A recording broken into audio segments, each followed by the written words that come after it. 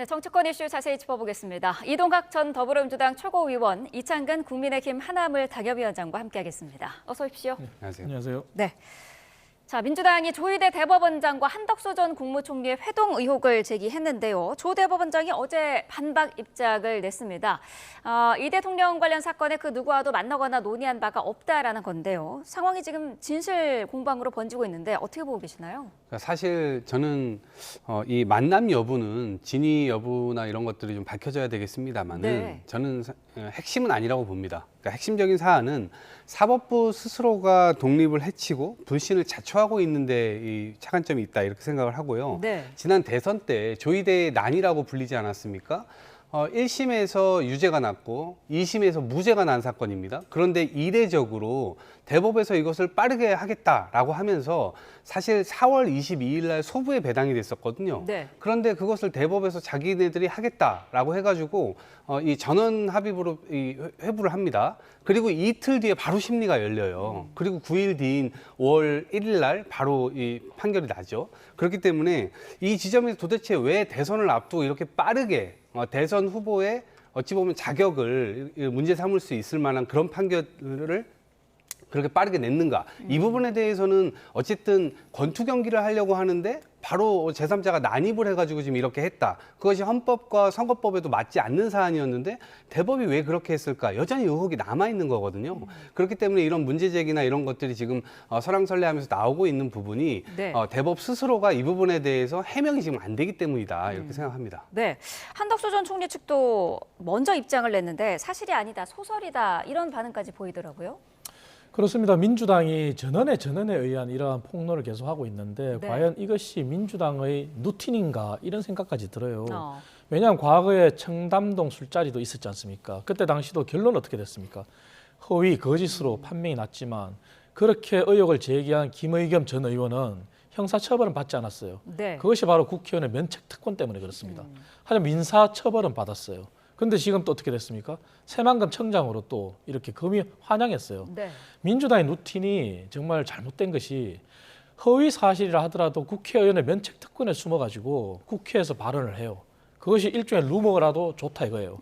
그러면은 그것을 가지고 확대 재생산을 합니다. 네. 그리고 강성 지지층이나 강성 유튜버들이 진실이냐 호도를 하고 그러고 나서 이것이 민주당의 정치권으로 다시 넘어가면은 공식적으로 사퇴 압박을 합니다.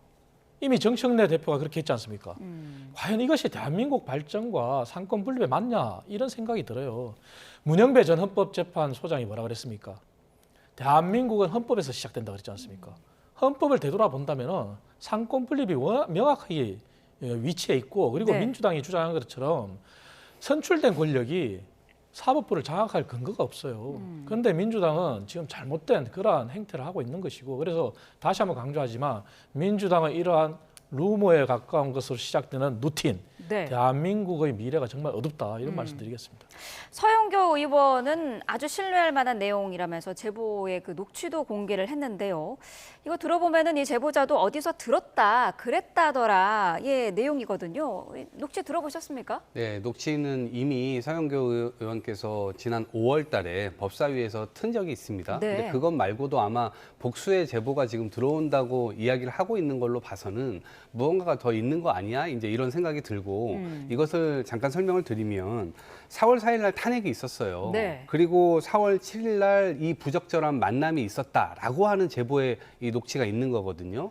이제 그 만난 사람들이 한덕수 전 국무총리이고요. 그다음에 그 최은순 씨라고 이제 김건희 여사의 어머니잖아요. 이제 네. 이분과 특수관계에 있는 이 사람 한 분 더 있고, 그다음에 정상명 전 검찰총장이라고 하는데 네. 이분이 김건희 여사와 이 윤석열 전 대통령 결혼할 때 주례 봐주신 분이잖아요. 그러니까 이 네 분의 만남이 저는 어떤 형태로 이루어졌을지 그건 뭐 잘 모르겠습니다만 만약에 정말 이루어졌다면 좀 기절초풍할 어떤 그런 이 멤버십이에요. 그렇기 때문에 여기에서 이제 그런 것들이 4월 7일 날 만남이 있었다라고 한다면 자기가 대법에 올라오면 이것들을 잘 처리하겠다라고 하는 그 증언하고 맞물리게 되면서 이게 굉장히 큰 폭발력을 갖는 거거든요. 네. 그리고 4월 22일 날 소부배당, 4월 24일 날 심리, 5월 1일 날 이 유죄 취지 파기환송 그리고 4월 30일 날 하루 전날에 한덕수 전 국무총리가 대선 출마 선언을 한단 말이에요.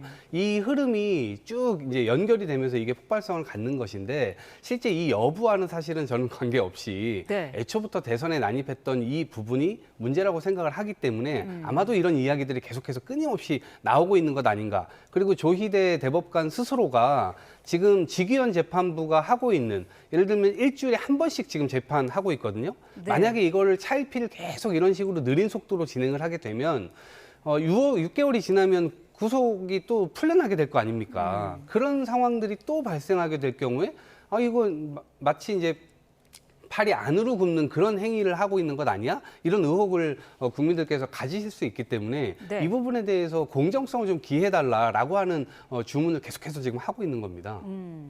좀 전에 그 위원장님께서 지적을 하신 부분처럼 국민의힘 주진 의원은 이게 청담동 술자리 가짜 뉴스와 판박이라고 하면서 또 지적하고 있는 부분이 국회의원의 면책특권 뒤에 숨어서 아니면 말고식의 의혹을 제기하고 있다. 이렇게 비판을 하고 있거든요. 여기에 대해서는 어떤 의견이실까요? 그러니까 이 부분도 그러니까 저는 복수의 제보가 있다고 하니까 네. 당연히 이제 좀 더 있을 것이라고 저도 생각을 하는데 실제로 이게 그냥 단순한 의혹 제기다. 그러면 어쨌든 국회의원이고 국민들 앞에 책임을 또 져야 되는 그런 분들입니다. 네. 그렇기 때문에 저는 이것이 아무것도 없는데 그냥 의혹만 제기하는 방식으로 됐을 거라고는 생각하지 않고요. 시간이 지난다면 아마 몇 가지가 더 나오지 않을까 그렇게 저 역시도 이제 기대를 하고 있고 네. 제가 계속 말씀드리지만 사실은 이 4월 7일 날의 어떤 부적절한 만남 여부와 관계없이 이미 이 대법원이 국민들로부터 불신을 갖고 있고 또 직위원 재판부의 이런 불신 내용에 대해서 바로잡을 생각이 전혀 없어 보이고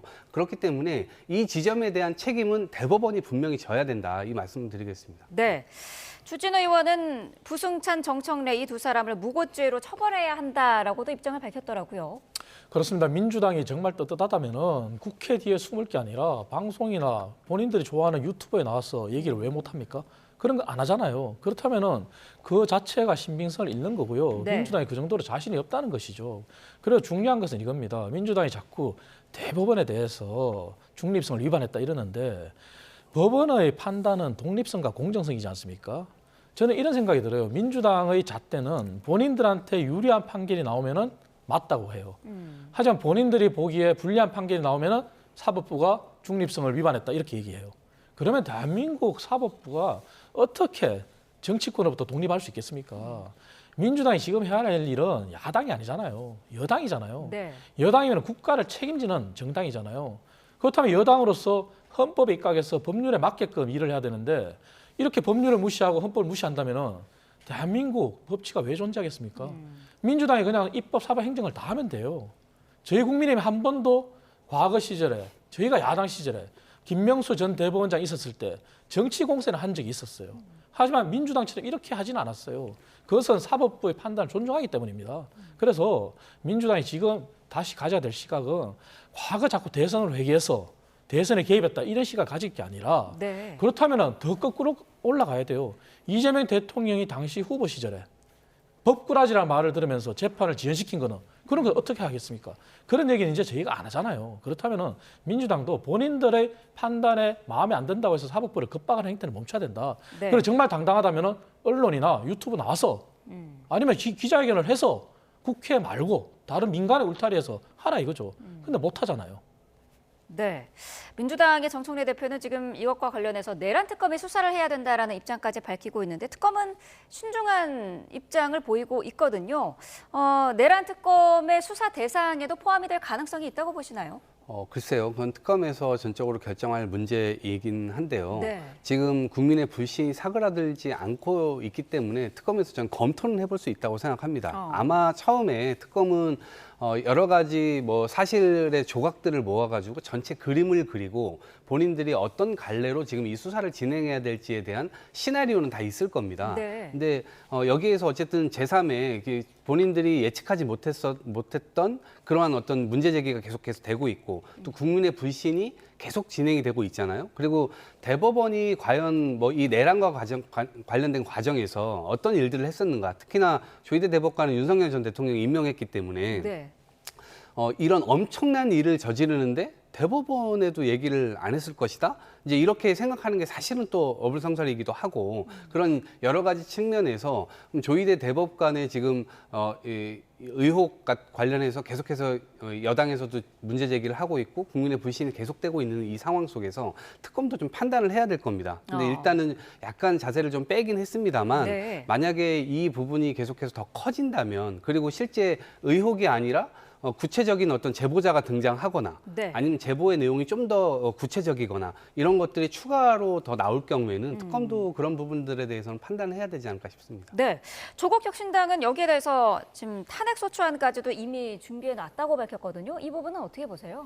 조국 혁신당은 지금 최근 성범죄 사건으로 연루된 정당이지 않습니까? 지금 본인들 입장에서는 물타기, 본인들의 위기를 넘기는 그런 좋은 호재가 됐죠. 네. 그래서 그러한 일을 하는 것 같은데 지금 조국 혁신당은 여기에 나설 게 아니라 본인들이 처한 입장에서 본인들이 성범죄, 성비 관련해서 어떤 입장을 표명하고 그것을 어떻게 치유하느냐에 더 중점을 둬야 돼요. 조국 대표도 뭐라 했습니까? 그래서 그러한 문제를 치유하기 위해서 비대위원들을 전문인인 법관이 아닌 여성들로 또 이런 사람으로 채웠다 그랬잖아요. 네. 그렇다면 거기에 자기들이 문제 해결을 해야죠. 왜 여기에 관심을 가집니까? 그래서 조국 혁신당이 하는 행태는 전형적인 물타기라고 볼 수밖에 없고요. 네. 저는 민주당이 오히려 이런 것을 요구하고 싶어요. 정말 떳떳하다면은 법관에 대해서 헌법에 맞게 그냥 탄핵을 하시라. 그래서 헌법재판소의 판단을 받으면 되잖아요. 네. 더 이상 정치 공세를 하지 말고. 그렇다면은 모든 게 끝날 문제예요. 하지만 그것도 아니고 저것도 아니고 무조건 조희대 대법원장부 사퇴하라. 그리고 다시 한번 강조드리지만 과거 이재명 대통령 당시 후보 시절에 대법원의 판단은 조희대 대법원장 혼자 있었던 게 아니에요. 그리고 대한민국 헌법에서 헌법 101조에 사법은 법관으로 구성된 법원에 속해요. 네. 그리고 대통령이 임명하는 것은 국회의 동의를 받아서 대법원장 한 명만 임명을 해요. 나머지 대법관들은 대법원장의 제청으로 임명이 돼요. 그렇다면 당시 조희대 대법관이 그러한 결정을 했을 때 대법관들은 김명수 대법관이 제청하는 사람들도 있었어요. 그걸 어떻게 설명하시겠습니까? 그래서 제가 결론적으로 다시 말씀드린 것은 사법부의 독립과 공정성 존중돼야 돼요. 네. 그리고 국회가 그렇게 나서려면 헌법에 입각해서 국회의 권한을 행사하라. 더 이상 정치 겁박, 사법 겁박을 하는 행태는 멈춰야 된다. 그 말씀 드리겠습니다. 네, 민주당도 차라리 그러면 탄핵안을 마련하라라는 그런 말씀이셨는데 사실 그동안 정청래 대표도 얘기는 했습니다마는 당 차원에서 공식적으로 논의한 적은 없다라는 게 입장이었거든요. 이번 사안의 계기로 좀 바뀔 수도 있을까요? 그러니까 정치적 주장이 처음에 나오고요. 그리고 그 이후에는 여론이 좀 모여야 되겠죠. 그러니까 국민 불신은 어쨌든 저는 커져가고 있다 이렇게 생각을 하고요. 이것이 만약에 누적된다면 실제로 대법원장 탄핵까지도 갈 수도 있는 사안입니다. 네. 왜냐하면 그 정도로 대선에 난입했던 정말 희대의 어떤 이런 사건이 스스로 저질러 버렸고 그리고 그 이후에 지금 내란, 계엄 이런 것들이 퍼지고 이후에 지금 재판도 진행되고 있습니다만 이 재판 역시도 그 재판장 역시도 뭐 룸사롱에 가고 누군가의 어떤 접대를 받았다 이런 얘기를 구체적인 제보도 지금 계속 나오고 있는 상황인데 이게 그리고 나를 또 이 시간으로 해가지고 70여 년 역사 동안 이 한 사람에게만 적용을 했었단 말입니다. 네. 이 과정에서 다 그냥 불신이 생겨버린 거예요. 그럼 스스로 이것을 바로잡을 노력을 해야 되는데 노력 자체를 안 해요. 이렇기 때문에 이 부분에 대해서는 계속해서 어쨌든 결자 해지를 대법원에서 해야 되지 않을까 이런 생각을 갖고 있습니다. 네, 다음 이슈로 좀 넘어가 보겠습니다. 통일교로부터 불법 정치자금을 받은 혐의를 받고 있죠. 국민의힘 권성동 의원의 구속을 두고서 어제 여야의 반응이 엇갈렸습니다. 먼저 국민의힘의 장동혁 대표는 지금은 야당인 게 죄인 시대다 이렇게 얘기를 하더라고요. 뭐 당대표로서의 말씀으로 봐야 될 것 같고요. 핵심은 이건 것 같습니다. 권성동 의원이 이제 구속될 때 사유가 증거인멸의 염려라고 했지 않습니까? 네. 하지만 그것은 결국은 증거는 사실 지금 특검이 다 가지고 있어요. 다만 제가 이제 일전에도 말씀드렸다시피 권성동 의원의 보좌진이 통화를 했는 사실이 증거인멸을 위한 게 아니냐, 맞냐.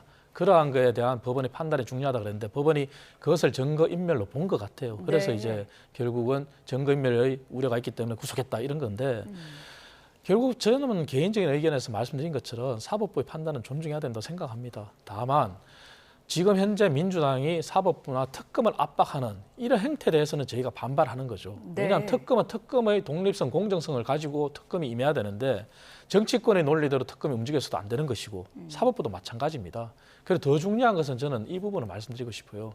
우리 헌법 20조에 보면은 국교라는 건 없어요. 그리고 정치와 종교는 분리돼 있어요. 네. 그래서 이번 이 사건을 계기로 민주당이 오히려 야당을 겁박하고 특검을 겁박하고 사법부를 겁박하는 행태를 보일 게 아니라 자신들은 통일교로부터 또 신천지로부터 자유로웠냐, 앞으로도 자유로울 수 있느냐, 이러한 정치와 종교의 분리라고 하는 헌법적인 관점에서 스스로를 되돌아봐야 된다고 생각해요.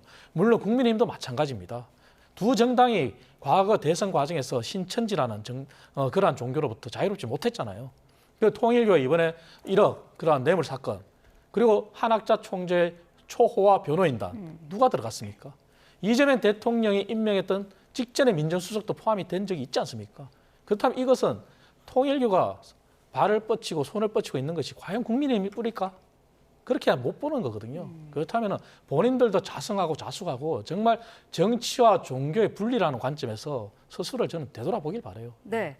야당에 대한 겁박이라는 지적을 해주셨는데 어떤 의견이실까요? 근데 이제 장동혁 대표가 지금은 야당인 게 죄인 시대다 이렇게 얘기를 했는데 말은 좀 바로 해야 될 것 같습니다. 죄를 저질렀기 때문에 야당이 된 거거든요.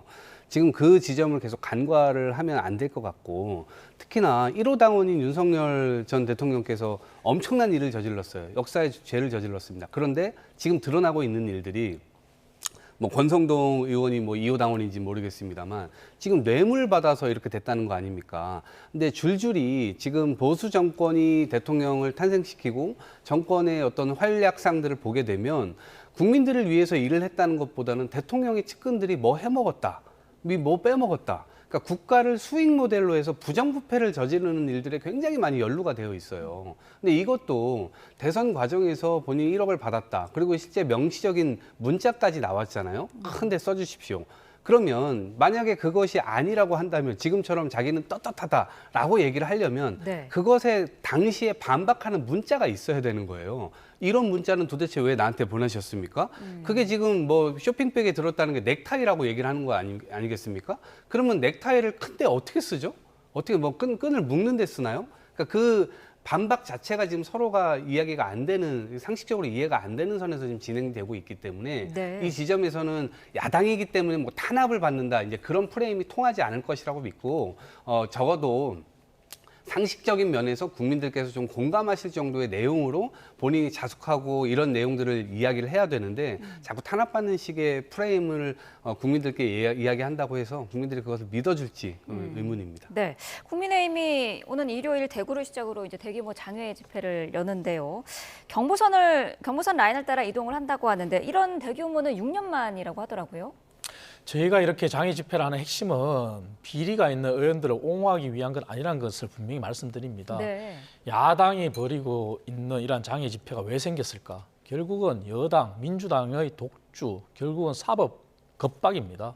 대한민국은 헌법이 정점으로 법치국가입니다. 하지만 그러한 헌법과 법률을 무시하고 선출된 권력이 모든 것을 다 장악한다는 이러한 잘못된 인식, 내란 특별재판부도 마찬가지지 않습니까? 아까도 말씀드렸다시피 사법권은 법관으로 구성된 법원에 속한다는 게 헌법 101조에 있어요. 네. 그렇다면 민주당이 하고 싶다면은 헌법을 개정한 뒤에 해야죠. 그러나 현행 헌법이 존재하는데 헌법도 개정하지 않고 본인들의 뜻대로 하겠다? 선출된 권력이 다 하겠다 그러면은 대한민국 법원이 왜 존재합니까? 이러한 부분에 대한 지적을 하기 위한 거예요. 그래서 민주당의 사법개혁 정말 잘못된 것이다. 사법 겁박 해서는 안 된다. 이런 것을 알리기 위한 것이고요. 네. 다시 한번 강조드리지만 개인적으로 의원들이 비리가 있고 한다면 처벌받아야죠. 그런 면에서 보수 정당은 사실 과거에 도덕적인 면에서 민주당보다 우위에 서 있었습니다. 하지만 지금 그런 것이 무너졌다고 지적을 받고 있기 때문에 그런 부분은 저희가 다시 한번 되찾을 겁니다. 하지만 네. 저희가 지적하는 부분은 민주당의 헌법과 법률을 무시한 사법부 악박, 사법부 겁박, 여기에 대한 잘못된 점을 알리기 위한 것입니다. 네. 마지막 주제로 넘어가 보겠습니다. 지난 9일이었죠. 정청래 대표 교섭단체 연설 중에 노사건 수첩과 관련해서 송원석 국민의힘 원내대표가 글이 됐으면 좋았을 걸이라고 말해서 논란이 일었었는데요. 어제 여기에 대해서 본인도 유감이다 입장을 밝혔더라고요. 근데 정청래 대표는 아직 부족하다, 제대로 사과해라 이런 입장인 것 같더라고요. 그러니까 저거는 지금 상대가 있는 겁니다. 그러니까 정청래 대표께서 국회에서 연설을 할 때 네. 이재명 대통령도 나도 다 잡혀갈 뻔했다. 그리고 죽을 뻔했다. 이 얘기를 했었을 때 그리 됐으면 좋았을 것을이라고 얘기를 했기 때문에 저것은 정청래 대표를 찾아가서 사과를 했어야죠.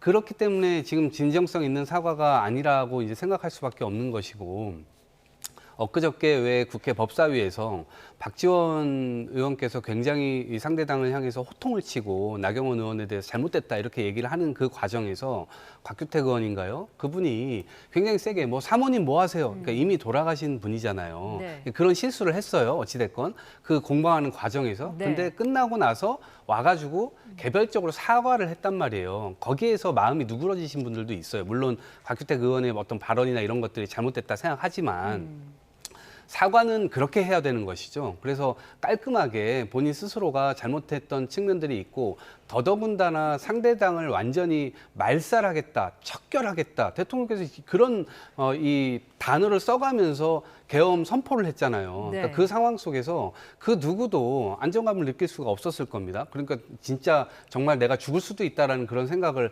했을 텐데 그런 거를 저렇게 국회에서 그냥 추임새 넣듯이 아무렇지도 않게 너무나 가볍게 더더군다나 원내대표께서 그렇게 하시는 것은 너무나 잘못됐다. 그래서 사과도 아주 무게감 있게 하셨으면 좋겠다. 그런 것을 이야기하는 것이 아닌가 싶습니다. 네, 제대로 사과해라라는 부분이 찾아가서 사과했어야 했다라는 지적이신데요. 근데 그거는 보는 시각에 따라 다를 수도 있을 것 같아요. 네. 하지만 송원석 원내대표도 일단 사과를 한 건 맞습니다. 하지만 그것이 당사자가 받아들이기에 부족하다.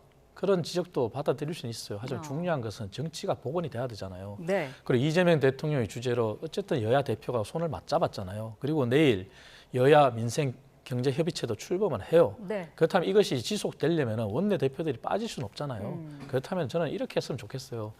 정말 뭐 물밑에서의 그러한 협상도 있잖아요. 그렇다면 공식적인 부분은 이제 두 분이 그만하시고 네.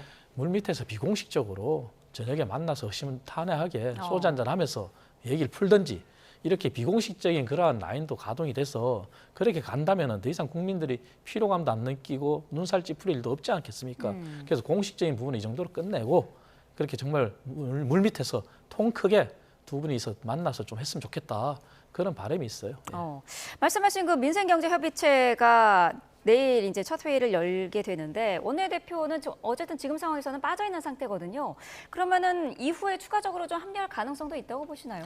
당연히 합류해야죠. 왜냐하면 민생경제협의체가 국회가 결국은 할 수 있는 권한이 네. 법률을 재개정하고 예산을 통과시켜야 되지 않습니까? 결국 정기국회에서 해야 될 가장 중요한 일이 내년도 예산안이잖아요.